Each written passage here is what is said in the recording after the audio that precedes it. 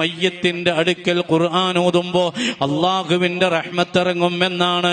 അതുകൊണ്ടാണ് നബി തങ്ങൾ പറഞ്ഞത്, ഇദാ ഹളർതുമുൽ മരീള, നിങ്ങൾ ഒരു രോഗിയുടെ അടുക്കൽ എത്തിയാൽ, അവിൽ മയ്യിത്ത, ഒരു മയ്യത്തിന്റെ അടുക്കൽ എത്തിയാൽ, ഖൂലൂ ഖൈറാ, നല്ലത് പറയണേ. ഏതാണ് നല്ലത്? നബി തങ്ങൾ രണ്ട് കാര്യ പറഞ്ഞത്. ഖൈറുൽ കലാമി കലാമുല്ലാഹ്, ഒന്ന് ഖുർആനാണ്. ഖൈറു മാ ഖുൽതു അന വന്നബിയ്യൂന മിൻ ഖബ്ലി ഖൗലു ലാ ഇലാഹ ഇല്ലല്ലാഹ്, ഒന്ന് ലാ ഇലാഹ ഇല്ലല്ലാഹയാണ്.